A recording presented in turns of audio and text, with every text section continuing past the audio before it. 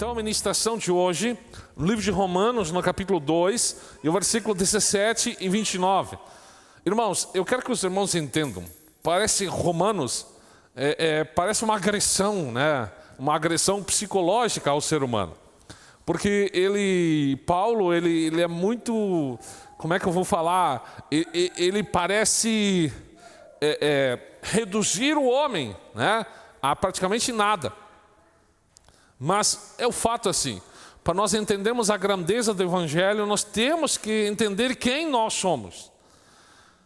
E hoje Paulo, ele vai entrar num assunto aqui, né, e ele vai tentar nos fazer entender se nós de fato somos religiosos apenas como eram os judeus, ou se nós fomos nascidos de novo. Romanos 2, versículo 17 ao 29. Eu vou ler na NVT, que ele traz uma linguagem mais tranquila para nós entendermos. Diz assim: você que se diz judeu, se apoia na lei de Deus e se orgulha do seu relacionamento especial com Deus, conhece a vontade de Deus, sabe o que é certo, porque foi instruído na sua lei, está convencido de que é guia para cegos e luz para os que estão perdidos na escuridão. Considera-se capaz de instruir os ignorantes e ensinar os caminhos de Deus às crianças. Está certo de que a lei de Deus lhe dá pleno conhecimento e verdade. Pois bem, se você ensina os outros, por que não ensina a si mesmo? Diz aos outros que não roubem, mas você rouba. Afirma errado cometer adultério, mas você adultera. Você condena a idolatria, mas rouba objetos dos templos. Você que tanto se orgulha de conhecer a lei, desonra a Deus desobedecendo a lei. Não é de admirar que as escrituras digam: os gentios blasfemam o nome de Deus por causa de vocês. A prática judaica da circuncisão só tem valor se você obedece à lei de Deus. Mas se você, que é circuncidado, não obedece à lei de Deus, não é diferente do que um judeu que não é circuncidado. E se os incircuncidados obedeceram à lei de Deus, acaso não serão também considerados circuncidados?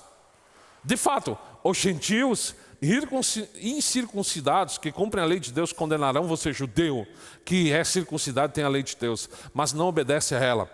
Pois ser judeu exteriormente ou ser circuncidado não torna ninguém judeu de fato. Judeu verdadeiro é quem tem no íntimo a circuncisão verdadeira, que é do coração, feita no espírito, não pela letra da lei, recebendo assim a aprovação de Deus e não das pessoas.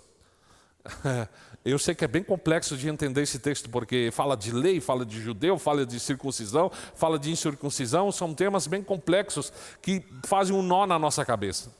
Mas o texto, basicamente, ele fala sobre uma coisa: a hipocrisia, né? A hipocrisia dos judeus. Eles se diziam o povo especial de Deus, né? E Paulo escreve algo que como assim: se você não é aquilo que finge ser, você engana, pois tem uma aparência exterior de piedade, mas isso não tem impacto na sua vida real. Ou seja, religiosidade, né? Em Timóteo 3,5, por exemplo, ele fala de homens, ele fala de pessoas que têm aparência de piedade, quer dizer, eles têm uma aparência exterior, atos exteriores de piedade, mas negam o seu poder. Jesus, em toda a sua trajetória, ele não se posicionou de uma forma tão veemente como esse assunto em particular, que era a hipocrisia religiosa dos judeus. Esse é um dos pecados mais nocivos, mais horríveis que alguém pode cair. Jesus, ele diz lá em Mateus 23, 27, ele diz: ai de vocês, escribas e fariseus, hipócritas, vocês são semelhantes a sepulcros caiados, que por fora vocês parecem bonitos, formosos, mas por dentro vocês estão cheios de ossos de mortos e de toda imundícia. Embora Paulo, ele fosse um grande apóstolo, e isso nós temos que reconhecer. Paulo, ele foi um grande apóstolo, mas ele levou a sério esse aviso de Jesus. Ele escreve em uma parte da Bíblia, eu creio que foi lá em 1 Coríntios, capítulo 9, por aí. Ele diz assim, que ele não queria estar pregando a outros e ele mesmo estar desqualificado. Ele não queria dizer aos outros, por exemplo, o que fazer de uma forma correta. E ele, enquanto isso, secretamente, ele praticava coisas que ele condenava até mesmo piores. Eu creio que é algo que nós estamos vivendo em nossa nação. Nós vemos muitas potências religiosas que têm uma aparência de piedade, que têm uma aparência de santo, mas no fundo nós sabemos que não é exatamente isso. A motivação ela está errada. Entenda uma coisa, a quem muito é dado, muito será exigido. Paulo ele descreve como é essa hipocrisia. Como é que Paulo ele vai fazer uma descrição disso? Como é que ela se manifesta? Ele usa o exemplo, por exemplo, do povo judeu. Ele usa um exemplo, por exemplo, olha só, essa é legal. O povo judeu ele tinha motivos para se orgulhar. Nós estamos vivendo agora um conflito Israel, Irã, e agora essa noite Estados Unidos também se meteu, jogando algumas bombas sobre o território iraniano. Israel, nós sempre olhamos com amor, com atenção para Israel, porque é o povo de Deus, nós acompanhamos toda a história bíblica, está relacionado ao povo de Israel. E o povo judeu, de fato, tem motivos para se orgulhar, motivos para estar alegres.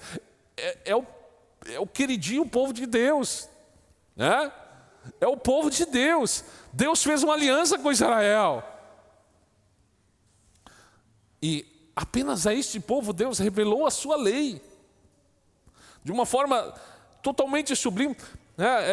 Deuteronômio 7,6 diz assim: porque povo santo és ao Senhor teu Deus. O Senhor teu Deus te escolheu para que fosse seu povo peculiar de todos os povos que há sobre a face da terra. Quer dizer, eles tinham uma vantagem. Paulo pergunta, lá em Romanos 13, nós vamos chegar lá. Ele diz, qual é a vantagem, pois, que tem o judeu? Ou qual é a utilidade da circuncisão? Todo mundo sabe o que é circuncisão? Circuncisão é um sinal no masculino judeu, onde eles cortavam uma parte da pele do órgão genital do judeu. Isso se chamava circuncisão. Se faz até hoje com 8 meses, 8 dias de idade da criança, isso é uma marca, circuncisão. Qual é a vantagem? Paulo pergunta lá em Romanos. A resposta é muita, Muitos aspectos. Israel é o povo escolhido de Deus, Israel é o povo exaltado por Deus, é através de Israel que Deus traz Jesus, o nosso Salvador, e Paulo ele diz, aliás João ele escreve lá em 4:22, diz que a salvação ela vem dos judeus através de Jesus. Paulo acrescenta, diz que eles pertencem à adoção de filhos, à glória, os concertos, à lei, o culto, as promessas. Deles são os patriarcas, deles descende quanto a carne Cristo, sobretudo Deus é bendito eternamente, através do povo de Israel. Os judeus de fato, eles são especiais. Eles são escolhidos por Deus. Mas,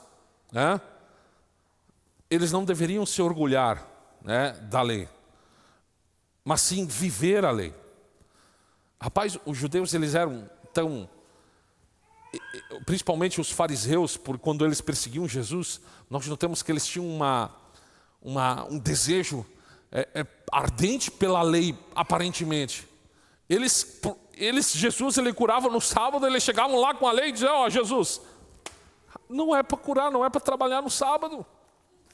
Então assim, eles zelavam, eles eram extremamente zelosos. Eles eram zelosos, mas isso tudo foi dado aos judeus. Então eles receberam muita informação. E aí Paulo ele entra com essa palavra. Tiago diz lá em 3:1, meus irmãos, muitos de vós não sejam mestres, sabendo que receberemos mais duro juízo. Quer dizer, quanto mais recebemos de Deus, quanto mais conhecimento nós temos, maior é a nossa obrigação. Então, nós temos o privilégio de sermos chamados de cristãos, nascer em lares cristãos, saber muito sobre Jesus, aprender sobre o que Jesus fez. Mas isso não é nenhum motivo de orgulho. Só que, em vista de tudo isso, Paulo ele faz uma acusação séria contra o povo judeu. No versículo 24, né, ele descreve o seguinte, ele diz assim: porque como está escrito, o nome de Deus é blasfemado entre gentios por causa de vós. A acusação que Paulo faz é de hipocrisia. Ele diz o seguinte, ele diz: vocês aparentam ser piedosos, mas tornam-se motivos para que os gentios blasfemem contra Deus. Os gentios, eles mais ou menos eles podiam dizer o seguinte, eles dizem: que tipo de Deus, né? Que tipo de Deus que os cristãos têm? Eles mesmos não acreditam no que pregam. Eles brigam em seus casamentos, se divorciam assim como nós. Além disso, a mídia pode divulgar, por exemplo, é o que nós acompanhamos no Brasil. Eu digo que essas coisas acontecem, mas isso não pode acontecer na liderança, que são exemplos, né? Por exemplo, a mídia divulga, por exemplo, grandes escândalos de pregadores que se envolvem com outras mulheres, enriquecem com sonegações, sonegam impostos, doações desaparecem, cometem fraudes financeiras. Eles pregam bem, eles ensinam os outros, mas aquilo que eles pregam, aquilo que eles ensinam não é para eles. Então, isso é uma forma de que o nome de Deus é blasfemado por causa dos cristãos, da religiosidade. Mas nós, o que nós fizemos? O que nós devemos fazer? Mateus 5,16 diz assim: assim brilhe também a vossa luz diante dos homens, para que as vossas obras sejam boas e glorifiquem o vosso Pai que está nos céus. Se ao invés de boas obras, nós deixamos que as pessoas vejam em nós más ações, nós não as conduzimos a glorificar a Deus, mas a blasfemar contra Ele. Então assim, não pode ser uma fé fingida. Resumindo esse ponto, essa acusação, nossa conduta ela deve refletir o Deus que nós servimos. Se nós somos incoerentes com a nossa fé, nós afastamos Deus das pessoas, ao invés de aproximá-las. O mundo está vendo, as pessoas estão vendo. O que nós podemos entender diante dessa acusação que Paulo faz aos fariseus? De que não adianta nós termos a letra na mente, se ela não desce ao coração. Não adianta, não há salvação sem novo nascimento. Paulo ele escreve em Romanos 2:25, o que realmente importa. Ele diz que, verso 25, porque a circuncisão na verdade é proveitosa se guardar a lei. Mas se nós somos transgressor da lei, a circuncisão ela não vale de nada. Então, a circuncisão para o povo israelita significava que eles eram judeus, mostravam que eles eram judeus, que eles tinham uma aliança. Só que essa aliança ela só teria valor se eles vivessem de acordo com a lei. E para nós é a mesma coisa. Nós somos batizados, certo? Mas esse batismo ele só terá validade se nós vivermos de acordo com aquilo que o batismo representa. Ao longo da história da igreja, nós temos milhões de pessoas que foram batizadas. Só que muitos desses casos, esse batismo ele não foi confirmado com uma verdadeira vida de discipulado em Cristo. Então, milhões de pessoas, nós podemos chegar a uma conclusão que nunca de fato nasceram de novo. Eles apenas, quem sabe, se emocionaram. Quer dizer que nem a circuncisão, nem o batismo traz salvação, se não vierem pela fé. Então, o batismo ele é um sinal para o povo com uma aliança, mas ele deve ser confirmado com uma vida em Cristo. Paulo ele deixa ainda mais claro, no verso 28 ele diz assim: porque não é judeu o que é exteriormente, nem a circuncisão o que é exteriormente na carne, mas é judeu o que é no interior, e circuncisão o que é do coração, no espírito, não na letra, cujo louvor não provém dos homens, mas de Deus. Quer dizer, Paulo estava dizendo assim, o que realmente importa é um coração transformado. O que realmente importa é que a transformação externa, ela vem de dentro. Você já, né? Todos aqui são bons motoristas, gostam de carros, né? Você sabe muito bem que não adianta você ter um carro bonito exteriormente, né? O carro está lá com um problema de motor, né, de caixa, e você, não, mas para resolver o problema eu vou dar uma demão de tinta nele. Não vai resolver. Assim é o cristão. Né? Assim são as pessoas. Não adianta exteriormente botar uma roupa bonita, colocar um sorriso no rosto, se o coração não for transformado. Eu sempre gosto de usar uma pequena ilustração que ela é bonita, mas não está na Bíblia. Eu digo, se a roupa, a elegância fosse um sinal de santidade, Brasília seria o povo mais santo da terra. Mas não é o lugar mais corrupto. Então, nós temos que entender que quando o coração é renovado, a vida também é transformada. Quando o coração é mudado, a vida também é mudada. As palavras de Jesus, elas fazem sentido quando ele fala ao Nicodemos, né? Se alguém não nascer de novo, não pode ver o reino de Deus.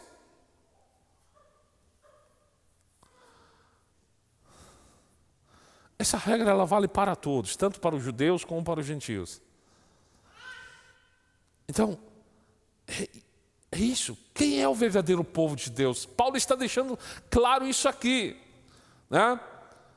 Os judeus, eles afirmam que tem um caminho de salvação diferente da igreja. Muitos afirmam isso, né? Muitos afirmam isso. Nós não fomos ensinados dessa maneira, tá bem? Nas dispensações, que no Antigo Testamento, né, as pessoas eram salvas pela lei, né, pelos profetas, não sei o quê, papapá, e os judeus eles são salvos porque são o povo de Deus. Não, e ninguém será salvo na face da terra, no passado, no presente e no futuro, a não ser por Cristo. Essa é a verdade. Alguns dizem que o novo nascimento é necessário apenas para os gentios, não para o povo de Israel. O pastor da primeira igreja cristã foi um judeu, Tiago. Paulo também era judeu. Não foram os gentios, mas sim foram os judeus que estabeleceram a igreja de Cristo na terra. O povo de Deus no Antigo Testamento ele é comparado a uma oliveira. Nós conhecemos toda essa passagem, onde os gentios eles foram enxertados. Agora, Romanos 11 vai nos falar de que a igreja não foi enxertada no Israel nacional, como nós conhecemos como nação, ou no judaísmo, na lei, mas no remanescente fiel de Israel. O que isso significa? Nós fomos enxertados naquele Israel que de fato creu ou crê que Cristo é o Filho de Deus. Hebreus nos diz que fala sobre uma grande nuvem de testemunha. Isso não implica de que em uma teologia da substituição, como alguns dizem, né? Israel saiu e no lugar de Israel entrou a igreja. A igreja no Novo Testamento não substitui, mas continua a comunidade de fé que existe desde Abraão. Por isso, as Escrituras, elas afirmam que todos os que têm fé são filhos de Abraão. Gálatas 3:7. Essa verdade, ela foi difícil para que muitos judeus aceitassem, principalmente os líderes religiosos. Eles se orgulhavam dizendo que eram descendentes de Abraão, né? No entanto, João Batista, ele os confronta dizendo, não presumam entre vocês dizer, nós temos por pai Abraão. E aí ele continua dizendo assim, já está posto um machado à raiz das árvores. Toda árvore que não produz bom fruto será cortada e lançada ao fogo. Então, Também Jesus repreendeu os judeus, quando os judeus diziam que eles tinham por pai Abraão. Jesus ele diz assim: se vocês fossem filhos de Abraão, vocês fariam as obras de Abraão, mas vocês têm por pai o diabo e querem satisfazer os desejos dele. Então, só resumindo esse contexto todo, aqueles que confiam apenas na sua linhagem, eu sou judeu, ou eu sou filho de crente, para alcançar a salvação, esses não pertencem ao povo de Deus. Paulo, ele diz isso: nem todos os que são de Israel são israelitas. Então, entenda essa mensagem. Nem todo judeu é verdadeiramente judeu. Assim como nem todo cristão realmente é cristão. Só essa distinção para nós tomarmos como uma advertência contra o erro fatal de nós presumirmos que a salvação vem automaticamente pela descendência ou por ritos externos. O povo de Israel, a nação de Israel é um povo especial? Entendemos que sim. Mas somente são povo de Deus em Israel aqueles que creem em Cristo como seu Senhor e Salvador. E ponto final. Somente aqueles que pela graça de Deus nasceram de novo, vivem de acordo com a sua fé, são verdadeiramente cristãos. Paulo ele diz assim, que a aprovação ela não vem dos homens, mas ela vem de Deus. Qual é a lição que nós temos que tirar? Como são sermões sequenciais, somente para nós entendermos esse texto. Em primeiro lugar, examine-se. Você precisa verificar se você realmente está em Cristo pela fé, ou se é apenas uma imitação de cristão, ou se você está levando uma vida dupla. É o que Paulo está tentando dizer, é o que Paulo está tentando falar aqui. Não é nada ofensivo, não é nada agressivo. Paulo está dizendo assim, vocês precisam analisar se vocês não estão perdendo tempo da vida de vocês. Vocês precisam ver se vocês vieram a Cristo pela fé, porque vocês entendem que são pecadores e vocês creem em Cristo como seu Senhor e Salvador, ou se vocês estão aqui tentando agradar a Cristo com as suas obras e dizendo que são cristãos por aquilo que fazem, não por aquilo que são. Apresentar-se como um cristão externamente, enquanto secretamente vive de uma outra forma, isso é terrível. Deus vê o que está em oculto, e Deus percebe qualquer encenação religiosa. E aí eu quero que você entenda uma coisa. De quantos cultos Jesus participa aos domingos? De quantos cultos Jesus ele participa aos domingos? Eu não estou falando, Jesus entrar na porta e vai ver seu culto. Não, eu digo, em quantos cultos Jesus ele é cultuado no domingo? O que nós podemos fazer? Paulo, aliás, Davi, em Salmo 51:10, ele tem a resposta. Ele diz o seguinte, ele diz, cria em mim, ó Deus, um coração novo, e renova dentro de mim um espírito reto. Se nós temos essa ousadia, se nós temos essa coragem de fazer, é porque o Espírito Santo nos conduziu a isso. E ao fazer isso, nós nos tornamos parte da promessa do Novo Testamento, que diz, porei a minha lei no seu interior e escreverei no seu coração a minha lei.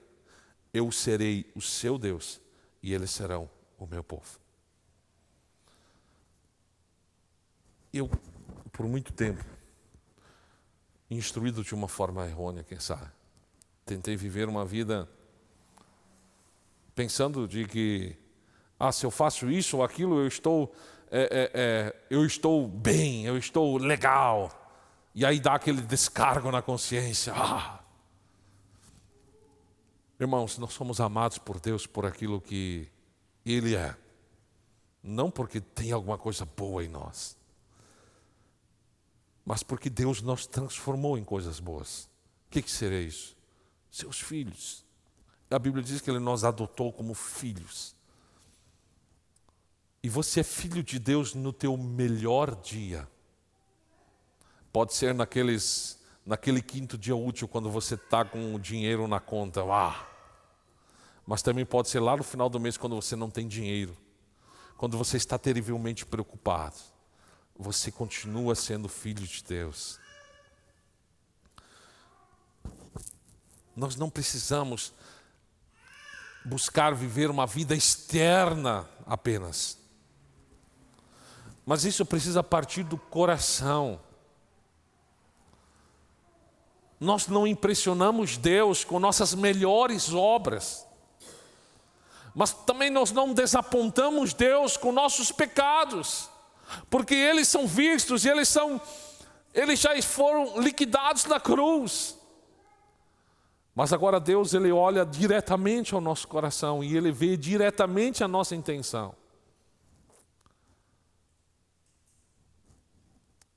O nosso coração, ele precisa de um novo nascimento.